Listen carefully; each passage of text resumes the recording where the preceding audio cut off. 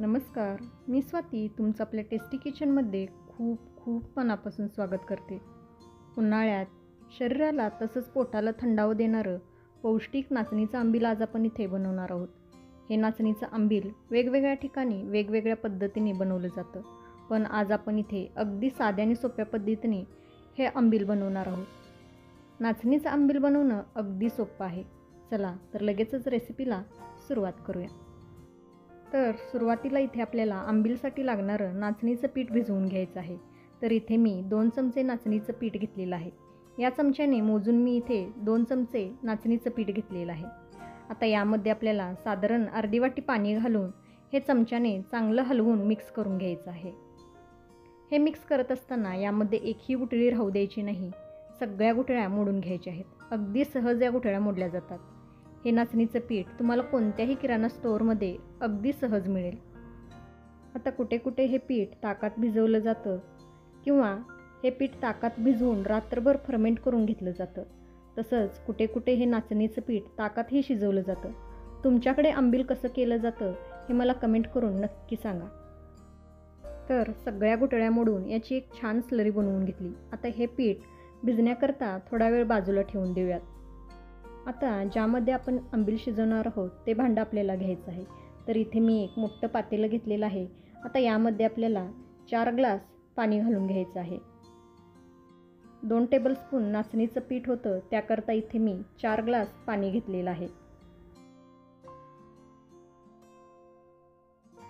आता हे पातेलं आपण गॅसवरती ठेवूयात आणि यावरती झाकण ठेवून मोठ्या आचेवरती या पाण्याला उकळी काढून घेऊयात. काही वेळातच पाण्याला छान अशी उकळी आलेली आहे. प्लेट काढूयात. बघा, छान पाणी असं खळखळ उकळत आहे. आता यामध्ये आपल्याला चवीनुसार मीठ घालून घ्यायचं आहे. आता मात्र आपल्याला गॅस एकदम कमी करायचा आहे आणि जे आपण मगाशी नाचणीचं पीठ भिजवून ठेवलेलं होतं ते परत एकदा तळापासून हलवून घ्यायचं आहे. कारण नाचणीचं पीठ तळाला लगेच जाऊन बसतं. असं परत एकदा चमच्याने हलवून घ्यायचं आहे आणि या उकळत्या पाण्यामध्ये हे नाचणीचं पीठ आपल्याला घालून घ्यायचं आहे. तर एका हाताने हे असं सोडायचं आहे आणि दुसऱ्या हाताने सतत हलवत हे या पाण्यामध्ये चांगलं मिक्स करून घ्यायचं आहे. गॅस कमी करूनच यामध्ये हे नाचणीचं पीठ घालायचं आहे. तसंच याला एकसारखं हलवत राहायचं आहे, नाहीतर याच्या पटकन गुठळ्या होतात.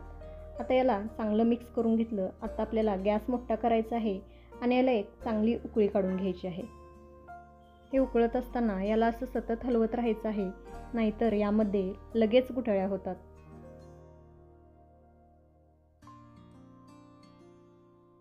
आता याला हलकीशी उकळी यायला सुरुवात झाली की यामध्ये आपल्याला अर्धा चमचा ठेचलेला आलं लसूण आणि पाव चमचा जिरेपूड घालायचं आहे आणि याला चांगलं मिक्स करून घ्यायचं आहे. आता जर कुणी आलं लसूण खात नसेल तर नाही घातला तरीही चालेल. आता जर तुम्ही वेट लॉसच्या जर्नीवरती असाल तर हे नाचणीचं आंबील एकदम बेस्ट आहे. उन्हाळ्यात उन्हापासून होणाऱ्या त्रासांवर तर हे आंबील अतिशय उपयुक्त आहे. त्यामुळे उन्हाळ्यात दररोज या आंबीलचा समावेश आपल्या आहारामध्ये अवश्य करावा. तर बघा, इथे आंबीलला छान अशी उकळी आलेली आहे. आता मात्र आपल्याला गॅस कमी करायचा आहे आणि मंद आचेवरती हे आंबील आपल्याला 4 ते 5 मिनटं शिजवून घ्यायचं आहे. तसं बघायला गेलात तर आंबील शिजण्यासाठी फार वेळ लागत नाही. अगदी कमी वेळेत हे आंबील शिजून होतं. आता मात्र हे एकसारखं नाही हलवला तरीही चालेल, फक्त अधेमध्ये याला हलवायचं आहे. अधेमध्ये हलवत मंद आचेवरती हे आंबील आपण 5 मिनटं शिजवून घेऊया. तर बघा, इथे मी हे आंबील साधारण एक 5 मिनटं मंद आचेवरती शिजवून घेतलेलं आहे. आधीपेक्षा याचा रंग डार्क झालेला आहे, तुम्ही बघू शकताय. आता मात्र आपल्याला गॅस बंद करायचा आहे आणि हे आंबील पूर्णपणे थंड करून घ्यायचं आहे. अगदी परफेक्ट कन्सिस्टन्सीचं आपलं आंबील तयार झालेलं आहे. हे आंबील थंड झाल्यानंतर अजून थोडं घट्ट होतं. आता हे आंबील शिजवत असताना जर तुम्हाला वाटलं की हे खूप घट्ट झालं आहे तर यामध्ये तुम्ही थोडं गरम पाणी घालून शिजवून घेऊ शकता. हे थंड करत असताना मात्र आपल्याला याला अधेमध्ये हलवत राहायचं आहे, जेणेकरून यावरती साय जमा होणार नाही. आता असं अधेमध्ये हलवत याला आपण पूर्णपणे थंड करून घेऊयात.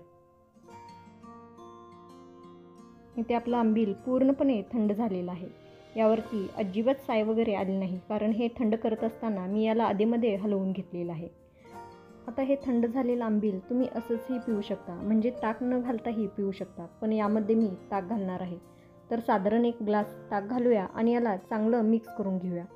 ताकाचं प्रमाण तुम्ही तुमच्या आवडीप्रमाणे कमी जास्त करू शकता. छान मिक्स करून झालं. आता यामध्ये अगदी थोडी बारीक चिरलेली कोथिंबीर घालूया आणि परत एकदा याला चांगलं मिक्स करून घेऊया. कोथिंबीर घालणं पूर्णपणे ऑप्शनल आहे. तयार झालं मस्त एकसंध थंडगार पौष्टिक नाचणीचं आंबील. लहानांपासून मोठ्यांपर्यंत सगळ्यांसाठीच हे आंबील खूप पौष्टिक आहे. हे नाचणीचं आंबील उन्हाळ्यात आमच्या घरी दररोज बनलं जातं.